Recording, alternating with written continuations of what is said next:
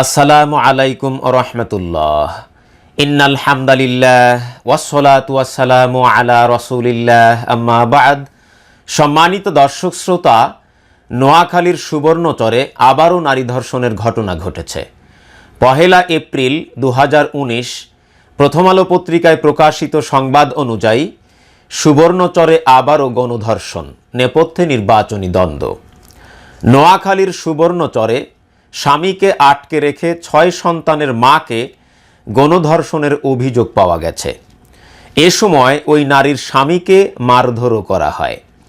গতকাল রোববার সন্ধ্যা ৭:৩০টার দিকে এই ঘটনা ঘটে। একই দিন অনুষ্ঠিত উপজেলা নির্বাচনে ভাইস চেয়ারম্যান পদের এক প্রার্থীকে ভোট না দেওয়ায় এই নির্যাতন চালানো হয় বলে নির্যাতনের শিকার নারী ও তাঁর স্বামী অভিযোগ করেছেন। নির্যাতনের শিকার নারীকে গতকাল রাত 12:30টার দিকে মুমূর্ষু অবস্থায় নোয়াখালী জেনারেল হাসপাতালে ভর্তি করা হয়।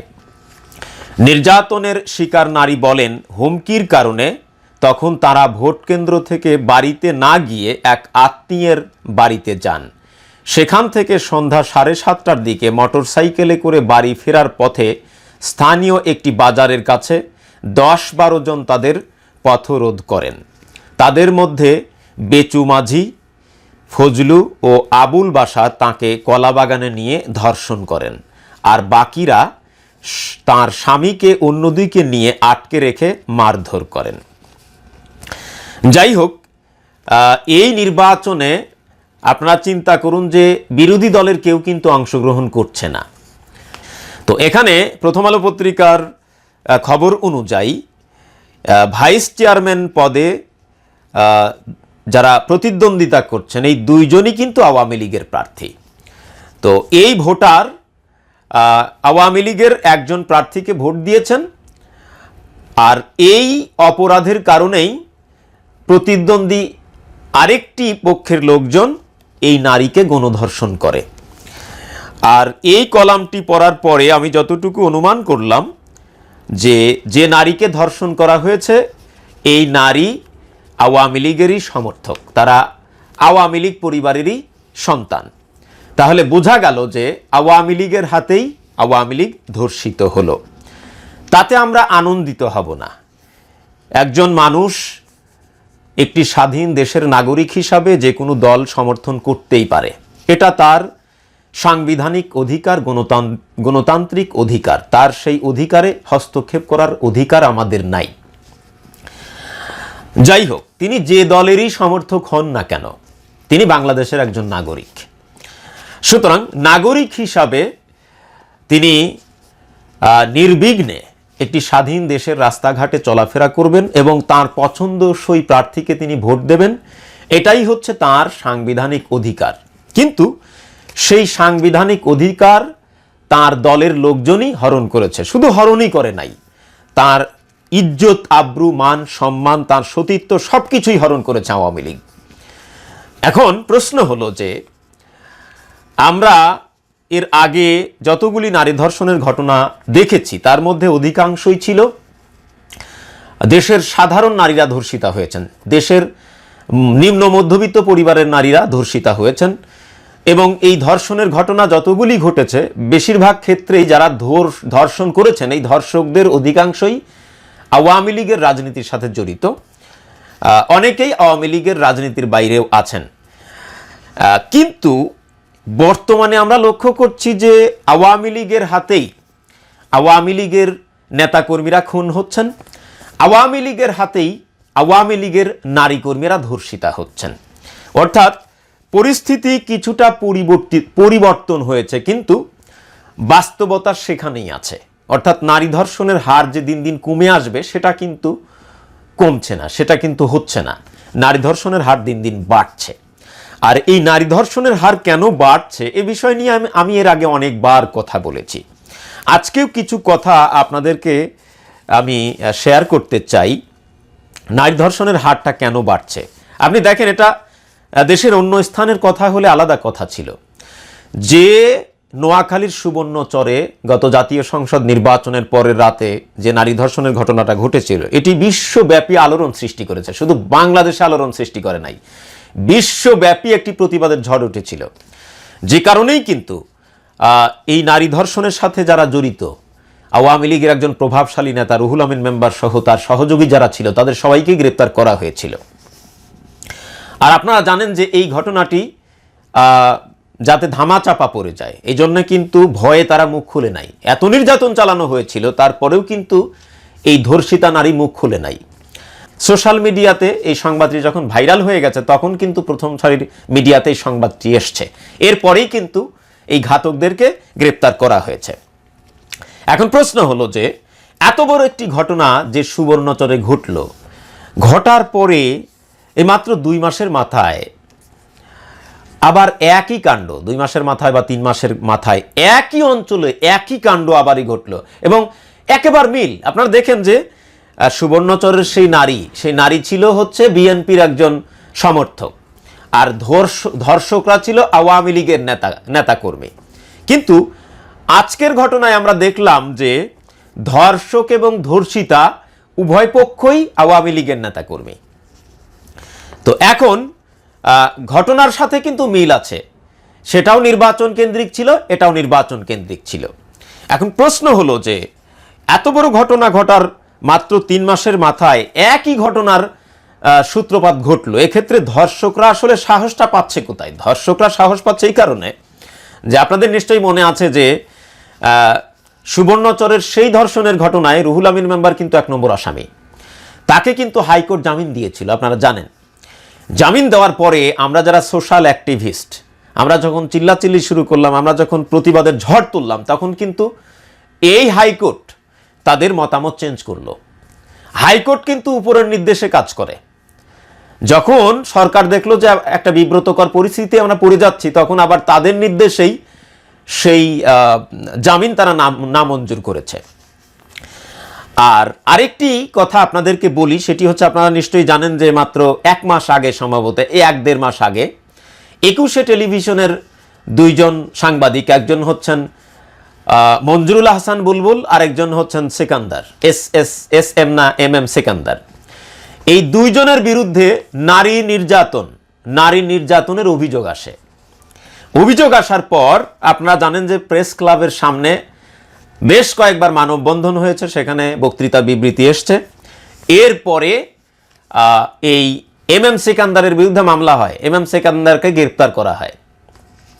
কিন্তু মঞ্জুরুল হাসান বুলবুল এতটাই শক্তিশালী যে তাকে গ্রেপ্তার করতে সাহস পায় নাই আমাদের পুলিশ ডিপার্টমেন্ট, এমনকি তার বিরুদ্ধে মামলা করতেও আমাদের সাংবাদিক মহল সাহস পায় নাই। তাহলে বুঝতেই পারছেন যে তাদের শক্তিমত্তা কত। অর্থাৎ আপনাদের নিশ্চয়ই মনে আছে যে ব্যারিস্টার মইনুল হোসেন, তিনি একটি শব্দ ব্যবহার করেছিলেন মাসুদা ভাট্টিকে, যে আমি আপনাকে চরিত্রহীন বলে মনে করতে চাই। তাকে চরিত্রহীন বলেও নাই, এই একটি শব্দ ব্যবহার করে তিনি তার কাছে কল করে ক্ষমা চেয়েছেন। 71 টিভিতে লিখিতভাবে তিনি ক্ষমা চেয়েছেন। তারপরেও কিন্তু তাকে 3 মাস জেল খাটানো হয়েছে এই একটি শব্দ বলার কারণে। তাতে নাকি নারী জাতির খুব অপমান হয়েছিল, নারী জাতি নাকি একেবারে ধুলায় মিশে গিয়েছিল। কিন্তু এম সিকান্দার আর মঞ্জুরুল হাসান বুলবুলের মতো লম্পট, তারা নারীদেরকে মাসের পর মাস জিম্মি করে নির্যাতন করেছে, ইপটিজিং করেছে। আমি জানি না ধর্ষণ করেছে কিনা, ভয়ে অনেকেই মুখ খোলে নাই। তাতে কিন্তু নারী জাতির মান সম্মানের খুব একটা হানি হয় নাই। এই জন্যে মঞ্জুরুল হাসান বুলবুলের মতো লম্পটরা গ্রেপ্তার হয় নাই, শুধু চাকরিটা গিয়েছে মাত্র। আর এম সেকান্দারকে গ্রেপ্তার করার পর আবার তাকে জামিনও দিয়ে দেওয়া হয়েছে, মাত্র 3 সপ্তাহ বা 1 মাস পরে তাকে জামিন দেওয়া হয়েছে। আপনি চিন্তা করুন, তাতে বোঝা গেল আপনি নারী জাতিকে ধর্ষণ করবেন, নির্যাতন করবেন, জিম্মি করে ইপটিজিং করবেন, তাতে নারী জাতির খুব একটা সম্মানে হানি হয় না। কিন্তু যদি নারী জাতিকে বলেন যে আমি আপনাকে চরিত্রহীন বলে মনে করতে চাই, তাতে নারী জাতির আসলে অনেক ক্ষতি হয়ে যায়। তো যে কারণে আপনি নারীদেরকে গায়ে হাত দেন, শরীরে হাত দেন, তাদেরকে জিম্মি করে নির্যাতন করেন, তাতে কোনো সমস্যা নেই। কিন্তু মুখ দিয়ে বলা যাবে না, মুখ দিয়ে বললেই অপমান বেশি হয়। আমরা সেটি দেখলাম, আপনারা মাইন্ড করবেন না। আপনারা যারা আমার মা বোন আছেন, আপনারা মাইন্ড করবেন না। আমি মনের ক্ষোভে, মনের দুঃখে কথাগুলো বলতে বাধ্য হলাম, আপনারা কেউ মাইন্ড করবেন না। আপনারা চোখের সামনে সবই দেখছেন। তো এতে করে এই যে আজকে আওয়ামী লীগের যে সমস্ত নেতাকর্মীরা আওয়ামী লীগের এই নারী কর্মীকে ধর্ষণ করেছে, তারা এই মঞ্জুরুল আহসান বুলবুল থেকে শিক্ষা পেয়েছে, এম সিকান্দার থেকে শিক্ষা পেয়েছে, এবং এই রুহুল আমিন মেম্বারকে জামিন দেওয়ার পর তারা শিক্ষা পেয়ে গেছে যে আরে নারী ধর্ষণ করলে কিছুই হয় না, কিছুই হবে না, হয়তো পুলিশ গ্রেপ্তার করবে, এরপরে 1 মাস পর জামিনে বের হয়ে এসে আবারও সেই কাজই করব। এ কারণেই এই ঘটনাটি, এরকম ঘটনা দিন দিন ঘটে চলেছে। তো এখন আপনারা যারা আওয়ামী লীগের নেতাকর্মী আছেন, আপনারা বারবারই বলেন যে আপনাদের পক্ষে নাকি আমি কথা বলি না। আজকে কিন্তু আপনাদের পক্ষেই কথা বলছি, কারণ আপনারাই আজকে বাদী, আপনারাই আজকে বিবাদী। কারণ আপনাদেরই দলের নারী কর্মী ধর্ষিতা হয়েছেন আপনাদেরই দলের নেতাকর্মীর হাতে। তো এখন এই দুই পক্ষের পক্ষপাতিত্ব তো আর আমি করতে পারি না। যে নারী ধর্ষিতা হয়েছেন, যিনি ভিকটিম, আমি তার পক্ষ নিয়ে কথা বলছি। তো আশা করছি আপনারা আমাকে একটু ধন্যবাদ দিবেন, আর যদি না দেন তাতে আমার কিচ্ছু এসে যায় না। যাই হোক, এই যে আজকে 31শে মার্চ প্রথম আলো পত্রিকার একটি সংবাদ আমার নজর কেড়েছে, যেখানে বলা হয়েছে যে বছরে ধর্ষণের শিকার 571টি শিশু। আপনি চিন্তা করুন, 2018 সালে 1 বছরে 571টি শিশু ধর্ষিতা হয়েছে। এই যে ধর্ষণের হার দিন দিন বাড়ছে, কেন বাড়ছে জানেন? কোনো বিচার নেই। আমি আরও একটি কথা আপনাদের সাথে শেয়ার করতে চাই, সেটি হচ্ছে যে আপনারা কয়েকদিন ধরে লক্ষ্য করেছেন যে সংবাদ মাধ্যমে এসছে যে বাল্য বিবাহ বন্ধ করেছে আমাদের আইন শৃঙ্খলা রক্ষাকারী বাহিনী, এবং আমাদের গ্রাম সরকারে অনেকেই আছে, এবং গ্রামের মক্কেল মাতুব্বার যারা আছে, এবং অনেক নারী অধিকার কর্মী এবং মানবাধিকার কর্মী, তারা বাল্য বিবাহ বন্ধ করেছেন। প্রশংসার দাবি রাখে, ধন্যবাদ আপনাদেরকে। কিন্তু এই যে বোটানিক্যাল গার্ডেনে জোড়ায় জোড়ায় বসে থাকে নারী আর পুরুষ, বিভিন্ন পার্কে জোড়ায় জোড়ায় নারী আর পুরুষ বসে এই যে চুমাচুমি করে, এই যে ধস্তাধস্তি করে, জড়াজড়ি করে, এগুলো বন্ধের জন্য কিন্তু আপনাদের কোনো ভূমিকা দেখি নাই। আপনারা বাল্য বিবাহ বন্ধের জন্য খুবই তৎপর, কিন্তু জেনা ব্যভিচার, নারী ধর্ষণ বন্ধের ব্যাপারে আপনাদের কোনো তৎপরতা দেখা যায় না। আজকে যারা আপনারা বাল্য বিবাহ বন্ধের জন্য তৎপর, সুবর্ণচরের নারী ধর্ষণের পরে কিন্তু আপনাদের তৎপরতা দেখা যায়নি। মাসুদা ভাট্টিকে যেদিন মইনুল হোসেন বলেছিলেন যে আপনাকে চরিত্রহীন বলে মনে করতে চাই, তারপরে কিন্তু আপনাদের তৎপরতা দেখেছি, কিন্তু কোনো নারী ধর্ষিতা হলে আপনাদের তৎপরতা দেখা যায় না। আসলে আপনারা আদৌ নারী নাকি উভয় লিঙ্গ, নাকি নারী পুরুষের বাইরে কোনো লিঙ্গ কিনা, সেটি নিয়ে আমার যথেষ্ট সন্দেহ হয়। আসলে নারীরূপী অমানুষ কিনা আপনারা, সেটি নিয়েও আমার সন্দেহ হয়। মনের দুঃখে কথাগুলো আমি বলতে বাধ্য হচ্ছে। আপনি আওয়ামী লীগ করেন, আপনি বিএনপি করেন, আপনি জামাত করেন, জাতীয় পার্টি করেন, আপনি কোনো দল নাই বা করেন, তাতে আমার কিচ্ছু এসে যায় না। আপনারা ভিকটিম, আপনাদের কারণেই।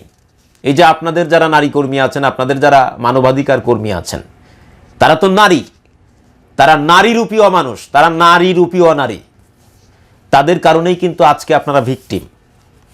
আপনারা চিন্তা করুন যে এই যে নারী ধর্ষণ, এই নারী ধর্ষণ নিয়ে তো আমরা চিল্লাচিল্লি বহি করছি, কিন্তু কতটুকু কাজে আসছে দেখেন। নারীর ক্ষমতায়ন কি পরিমাণ হয়েছে। প্রধানমন্ত্রী নারী, বিরোধী দলীয় নেত্রী নারী, স্পিকার নারী, স্বরাষ্ট্রমন্ত্রী নারী, পররাষ্ট্রমন্ত্রী নারী, বর্তমানে শিক্ষামন্ত্রী নারী, এরপরে বিভিন্ন প্রতিষ্ঠানে এখন নারীরা চাকরি বাকরি করছে। নারীর ক্ষমতায়ন অনেক হয়েছে, কিন্তু আপনারা যে ধর্ষিতা হচ্ছেন, আপনারা যে ইপটিজিংয়ের শিকার হচ্ছেন, আপনারা যে নির্যাতনের শিকার হচ্ছেন, এটার থেকে তো আপনারা পরিত্রাণ পাচ্ছেন না। আপনাদের এত ক্ষমতা, কিন্তু আপনারাই, আমার কাছে কেন জানি মনে হচ্ছে যে এই এম সিকান্দার, মঞ্জুরুল আহসান বুলবুল, রুহুল আমিন মেম্বারদের মতো ব্যক্তিদেরকে আপনারাই প্রশ্রয় দিচ্ছেন। আপনাদের দলীয় ছত্রছায়া থেকেই তারা প্রশ্রয় পাচ্ছে, তাদের কোনো বিচার হচ্ছে না, তাদেরকে বিচারের কাঠগড়ায় দাঁড় করানো হচ্ছে না। তো এর জন্য আপনারা নারীরাই দায়ী। আপনাদের এত ক্ষমতা, কিন্তু আপনাদের নারী জাতি তাদেরকে ধর্ষণ করতেছে, এরা তাদেরকে নির্যাতন করছে, অথচ আপনারা টাকার বিনিময়ে বিক্রি হয়ে গেছেন। আপনারা নারী রূপী অনারী, আপনারা নারী রূপী অনারী। হয়তো ক্ষমতায়ন আপনাদের হয়েছে, কিন্তু আপনারা নারী জাতির সাথে বেইমানি করছেন, আপনারা নারী জাতির সাথে বিশ্বাসঘাতকতা করছেন। আপনাদের ক্ষমতায়ন হয়েছে বটে, আপনি শেখ হাসিনা হন, আপনি খালেদা জিয়া হন, আপনি বেগম এরশাদ হন, আপনি শিরিন শারমিন হন, আপনি দীপুমণি হন, আপনি যেই হন না কেন, তাতে আমার কিচ্ছু এসে যায় না। আপনি সুলতানা কামাল হন আর মাসুদা ভাট্টি হন, যেই হন, তাতে আমার কিচ্ছু এসে যায় না।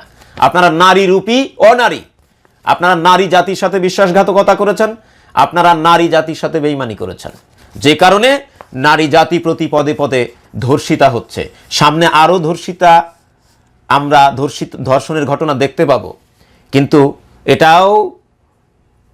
এটাও কিন্তু ভুলে গেলে চলবে না। আজকে যারা আপনারা ক্ষমতায় আছেন, ভবিষ্যতে যে এই ধর্ষকেরা আপনাদেরকেও ধর্ষণ করবে না তার কি কোনো গ্যারান্টি আছে? আপনাদের ঘুম কবে ভাঙবে? আমরা তো পুরুষরা চিল্লাচিল্লি করছি, আমাদের যতটুকু ক্ষমতা আছে আমরা প্রয়োগ করার চেষ্টা করছি, কিন্তু আপনারা নারীরা যারা ক্ষমতায় আছেন, আপনারা এই সাধারণ নারীদের পক্ষে কথা বলছেন না। মনে রাখবেন, এই ধর্ষকদের হাতে হয়তো আপনাকেও একদিন ধর্ষিতা হতে পারে। এই ধর্ষকদের হাতে আপনিও একদিন ধর্ষণের শিকার হতে পারেন। সেই দিনের অপেক্ষা করুন। আমি চাই না আপনারা ধর্ষণের শিকার হন, কিন্তু আপনাদের অ্যাক্টিভিটি, আপনাদের কর্মকাণ্ড প্রমাণ করছে যে আপনারাও একদিন হয়তো ধর্ষণের শিকার হতে পারেন। দর্শক, এই ছিল আমার আজকের উপস্থাপনা। আশা করছি আমার এই উপস্থাপনাটি আপনাদের ভালো লেগেছে। যদি ভালো লেগে থাকে তাহলে অবশ্যই ভিডিওটিতে একটি লাইক দিবেন, পাশাপাশি আপনাদের সুচিন্তিত মতামত কমেন্ট আকারে শালীন ভাষায় ব্যক্ত করবেন। এবং আপনারা যারা আমার চ্যানেলে নতুন, আপনাদের সকলের প্রতি অনুরোধ, চ্যানেলটি সাবস্ক্রাইব করুন এবং পাশে আসা বেল আইকনটি অন করে রাখুন এবং আমাকে সত্য প্রকাশে সহযোগিতা করুন। তাহলে আজকে এ পর্যন্তই। পরবর্তী ভিডিওতে দেখা হবে, কথা হবে ইনশাআল্লাহুল আজিজ। ওয়াসসালামু আলাইকুম ওয়া রাহমাতুল্লাহি ওয়া বারাকাতুহু।